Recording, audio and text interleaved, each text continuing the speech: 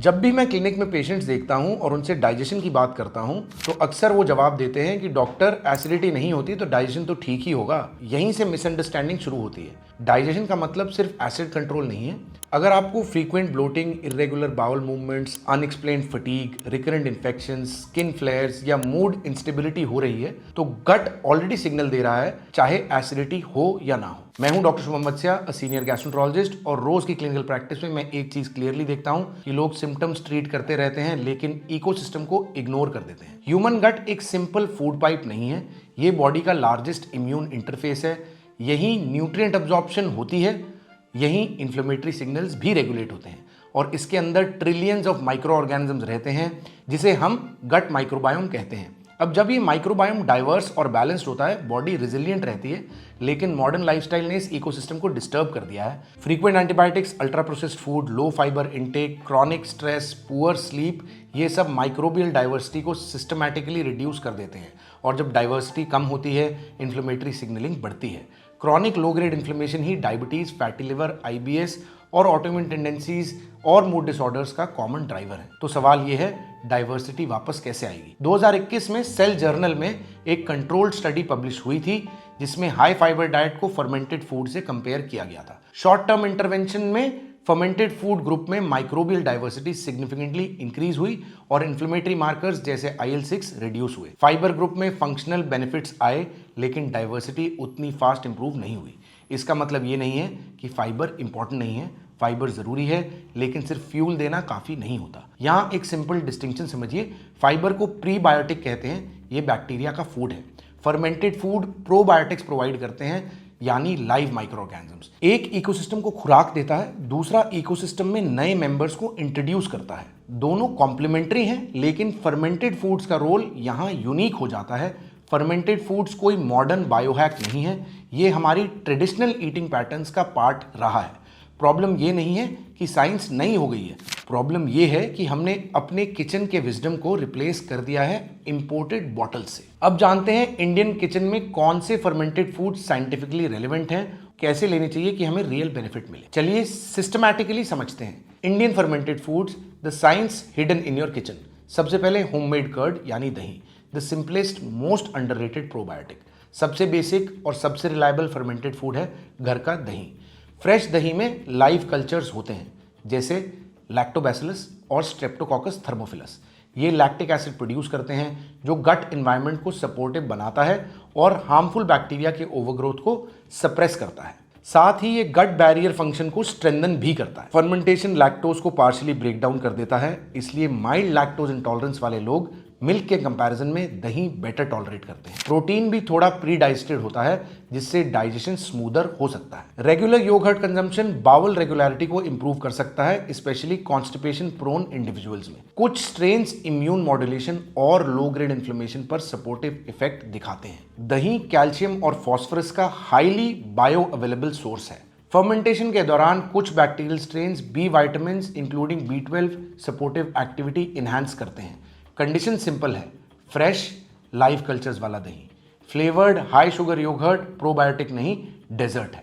Second, idli and dosa batter, pre digested carbs, better mineral absorption. और जैसे मैं हमेशा कहता हूं, south Indians are the worst at marketing their cuisine, क्योंकि इडली और डोसा को लोग सिर्फ कार्ब समझते हैं जबकि ये फर्मेंटेड न्यूट्रिशन है। राइस और उड़द दाल को सोक करके ग्राइंड करने के बाद जब ओवरनाइट फर्मेंट करते हैं तो लैक्टिक एसिड बैक्टीरिया नेचुरल तौर पर ग्रो करते हैं। ये बैक्टीरिया स्टार्च और प्रोटीन को पार्शियली ब्रेक डाउन करते हैं जिससे आपके स्टमक को कम काम करना पड़ता है। फर्मेंटेशन फाइटेट्स को रिड्यूस करता है। फाइटेट्स एक एंटी न्यूट्रिएंट है जो आयरन और जिंक की अब्जॉर्प्शन को ब्लॉक करता है। जब फर्मेंटेशन होती है तो मिनरल बायोअवेलेबिलिटी इंप्रूव होती है। यही रीजन है traditionally fermented batters nutritionally superior होते हैं। लेकिन प्रॉब्लम कहाँ आती है? जब इडली 6 स्पून ऑयल के साथ फ्राई होती है या डोसा घी में ड्राउन हो जाता है। फर्मेंटेशन का बेनिफिट तभी मिलेगा जब प्रिपरेशन मॉडरेट हो। थर्ड है kanji, the seasonal microbial boost. Kanji north India का एक ट्रेडिशनल फर्मेंटेड ड्रिंक है, लेकिन माइक्रोबायोम पर्सपेक्टिव से देखा जाए तो ये सीजनल प्रोबायोटिक बूस्ट है। ब्लैक कैरेट, मस्टर्ड सीड्स और सनलाइट फर्मेंटेशन के कॉम्बिनेशन से lactic acid bacteria, primarily lactobacillus species, naturally develop होते हैं।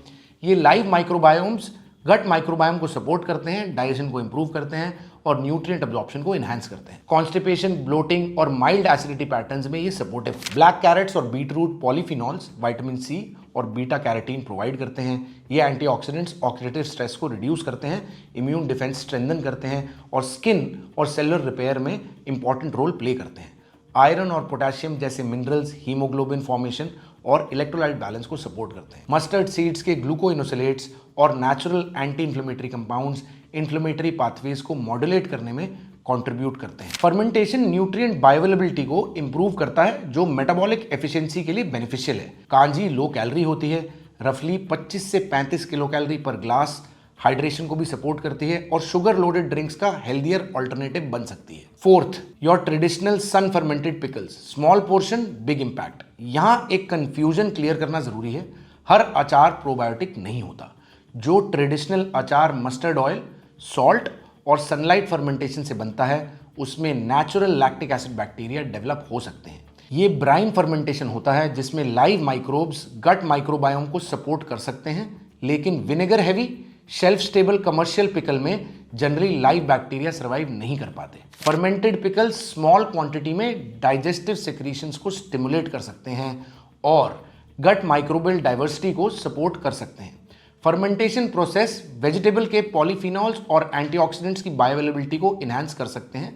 आम, नींबू, आंवला या मिर्ची का अचार vitamin C, vitamin A precursors और विटामिन के का स्मॉल बट मीनिंगफुल कंट्रीब्यूशन देते हैं। प्रोबायोटिक स्ट्रेन्स इंटेस्टाइनल म्यूकोसा को सपोर्ट करते हैं और इम्यून सिग्नलिंग पर इनडायरेक्ट पॉजिटिव इफेक्ट दिखाते हैं। और सबसे इंपॉर्टेंट कॉशन, अचार का सोडियम कंटेंट हाई होता है। एक ट्रेडिशनल पिकल का सिंगल पीस भी डेली सोडियम लिमिट का सिग्निफिकेंट पोर्शन दे सकता है, इसलिए पोर्शन कंट्रोल जरूरी है।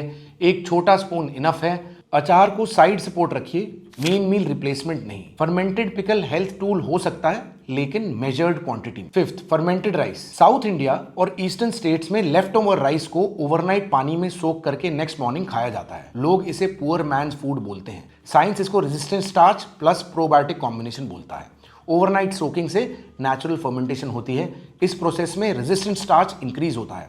रेजिस्टेंट स्टार्च कोलॉन तक इंटैक्ट पहुंचता है और गट बैक्टीरिया उसको फर्मेंट करके शॉर्ट चेन फैटी एसिड्स बनाते हैं, specially butyrate. Butyrate colon lining का प्राइमरी फ्यूल है।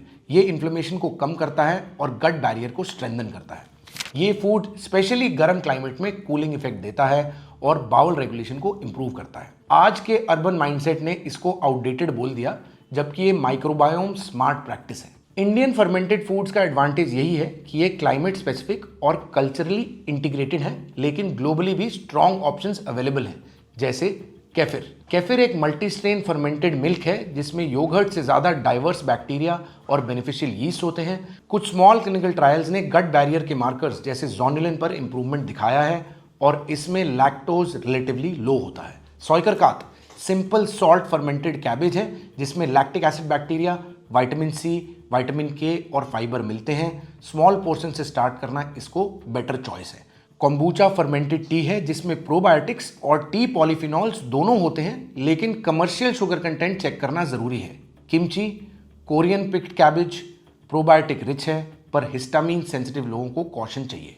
फर्मेंटेड सोय प्रोडक्ट्स जैसे टेम्पे और मीसो बायोएक्टिव कंपाउंड्स और गट सपोर्टिव इफेक्ट्स के लिए स्टडीड हैं, लेकिन मिनिमली प्रोसेस्ड फॉर्म में ही मीनिंगफुल होते हैं। अब एक इंपॉर्टेंट बात समझिए, फर्मेंटेड फूड्स हर किसी के लिए इक्वल नहीं होते। Histamine intolerance, severe IBS, active gastritis या रिफ्लक्स में पोर्शन और टाइप केयरफुली चूज करना पड़ता है। इसलिए अब बात करते हैं who should be careful and how much is enough. अब यहाँ थोड़ा बैलेंस जरूरी है। फर्मेंटेड फूड्स पावरफुल हैं, लेकिन हर चीज़ की तरह इनका कॉन्टेक्स्ट भी होता है। सबसे पहले histamine sensitivity. Fermentation process naturally histamine levels को इंक्रीज कर सकती है। अगर आपको फर्मेंटेड फूड्स के बाद flushing, runny nose, heart palpitations, anxiety, headache या इंसोम्निया फील होता है तो आप हिस्टामिन सेंसिटिव हो सकते हैं। ऐसे केसेस में किमची, एज्ड पिकल्स, कोम्बुचा जैसे सेंसिटिव हाई हिस्टामिन फूड्स को लिमिट करना चाहिए। दही और kefir relatively lower histamine options होते हैं। दूसरा, IBS patients. Sudden high quantity fermented food से ब्लोटिंग इंक्रीज हो सकती है। स्टार्ट स्मॉल, 1 से 2 टेबलस्पून या हाफ कप से शुरू कीजिए, बॉडी को अडेप्ट करने दीजिए। अब क्वांटिटी की बात। रिसर्च ने 1 से 6 सर्विंग्स डेली तक बेनिफिट दिखाया है, लेकिन प्रैक्टिकल लाइफ में 1 से 2 सर्विंग पर डे इनफ है। 1 बाउल दही, 1 ग्लास कांजी, ओवरलोडिंग की ज़रूरत नहीं है और self stable vinegar pickle probiotic नहीं होता। फर्मेंटेड फूड्स फाउंडेशन का रिप्लेसमेंट नहीं है। Fibre, protein, sleep, stress control, ये सब गट हेल्थ के पिलर्स हैं, लेकिन फर्मेंटेड फूड्स एक मिसिंग सिग्नल को एक्टिवेट करते हैं और वो सिग्नल है माइक्रोबियल लाइफ। आज डिसीजन सिंपल रखिए, अपने गट को अल्ट्रा प्रोसेस्ड ओवरलोड मत दीजिए, उसको कंसिस्टेंट लाइव नरिशमेंट दीजिए। जब माइक्रोबायोम स्टेबल होता है, डाइजेशन प्रेडिक्टेबल होती है, इन्फ्लेमेशन कंट्रोल में रहती है, इम्यूनिटी बैलेंस्ड रहती है। फर्मेंटेड फूड्स कोई हाइप नहीं है, ये एक स्ट्रक्चर्ड बायोलॉजिकल इनपुट है। I will see you in the next video. तब तक eat with care and stay calm and take care of your gut.